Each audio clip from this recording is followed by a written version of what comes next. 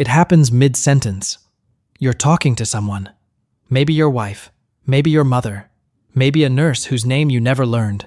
Your mouth is shaping a word you'll never finish. Then something enters the room. You can't see it, but every cell in your body knows it's there. It doesn't ask permission. It doesn't wait. It reaches into you with a force that has no name in any language you've ever spoken, and it begins to pull. It starts at your feet, a coldness that climbs through your legs and rises through your chest. Not like falling asleep, not like fainting. This is extraction. Something is being drawn out of you the way a thread is pulled from fabric, and with every inch it takes, the world gets quieter. Your fingers stop responding. Your legs go dead. Your arms drain of warmth. You try to grip the sheet beneath you, but your hand won't close. You try to call out, but the air in your lungs has turned to stone.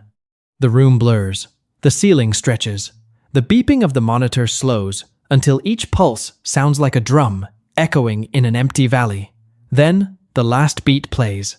And after it, nothing. Silence. Complete. Total. Absolute. No machine hum. No footsteps. No breathing. Not even your own heartbeat. For the first time in your entire existence, you hear nothing. And in that nothing, a truth drops through you like a stone into a bottomless well. You're dead. You can see the room. You can see your own body on the bed below you. Your chest isn't moving. Your mouth is slightly open. Your eyes are half shut. You look exactly like yourself, but that shape on the bed is no longer you. It's just weight, just material. The thing you spent your whole life feeding and dressing and protecting is an empty container on hospital linen. Then you feel them. Not one presence, several. They surround you. You cannot describe what they look like because your mind doesn't have the categories. But you feel their authority the way you feel the sun behind closed eyes. They are here for you. They have always been assigned to this exact moment, and they are carrying you somewhere. You begin to rise. Not physically, something deeper than physical. You feel yourself being carried upward with a speed that has no comparison to anything you experienced in your life.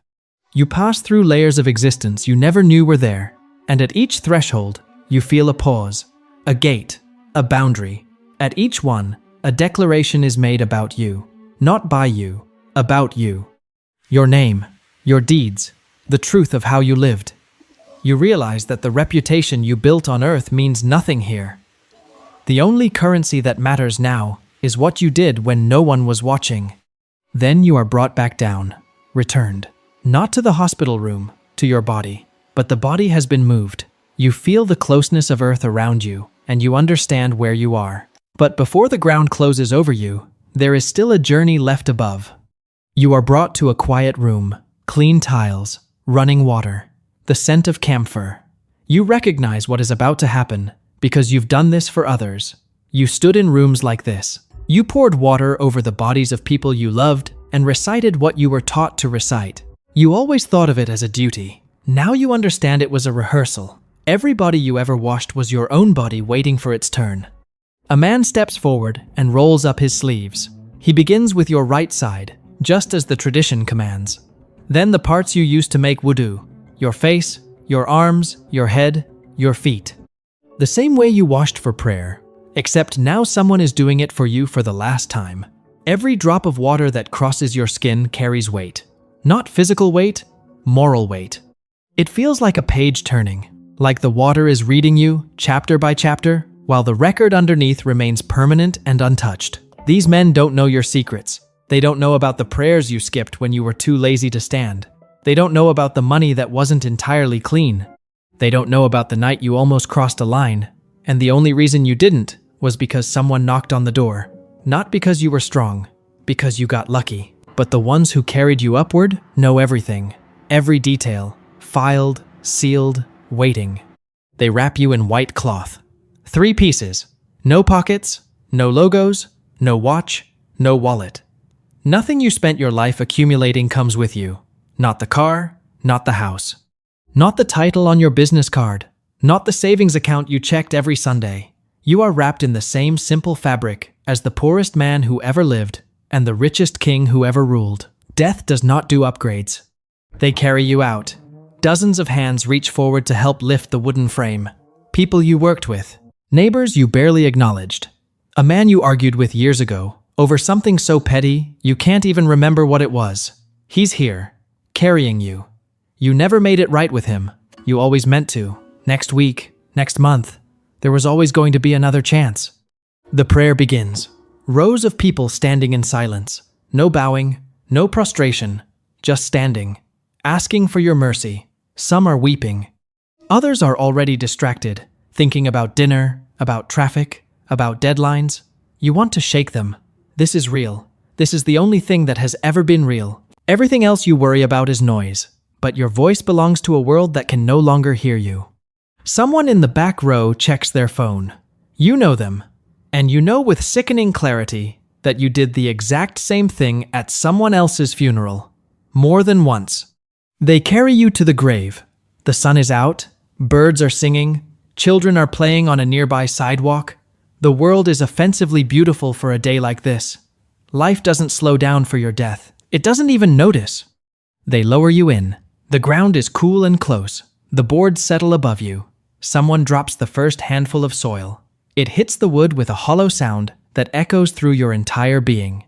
Then another handful. Then another. Each one is a door closing. The voices get quieter. The footsteps grow more distant. You hear someone still crying. You think it's your daughter. Then a car starts. Then another. Then silence. You hear the footsteps of the very last person walking away. Each step sounds heavier than the one before. And when the last footstep fades into nothing, you understand a new kind of alone. Not loneliness. Loneliness is when you wish someone was there. This is the awareness that no one will ever be there again. No phone, no screen, no conversation, no distraction, no sleep to escape into. Just you and the full, unfiltered truth of who you were. Then they come. Two presences.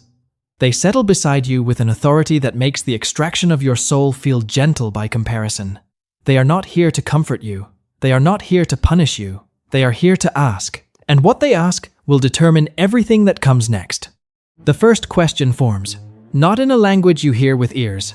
It forms inside your chest, inside your mind, inside the deepest core of what you are. It asks you about the one who created you, the one you were supposed to live for, the one whose name you said with your mouth 1,000 times.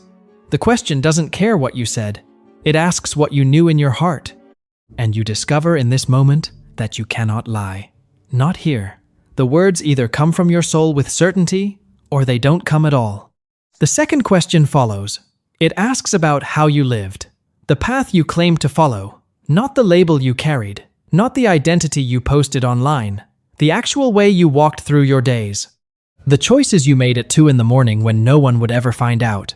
It asks whether the life you performed in public matched the life you lived in private. The third question. It asks about the man who was sent, the messenger, the one whose example you were given as a mercy and a map. Did you follow him, or did you just know his name? Did you love what he taught? Or did you treat his words like decoration for your walls while ignoring them in your dealings, your anger, your greed, your pride? Your mouth opens, and what comes out of it is either the truth you lived or the silence of a life you wasted. If the answers come, the space around you transforms. The tightness loosens, the darkness pulls back. A warmth enters that has no earthly comparison. A window opens, not with glass and frames, but with light.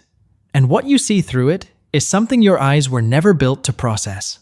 A place so vast and so peaceful that every beautiful thing you ever experienced on earth feels like a faded photocopy of this single glimpse.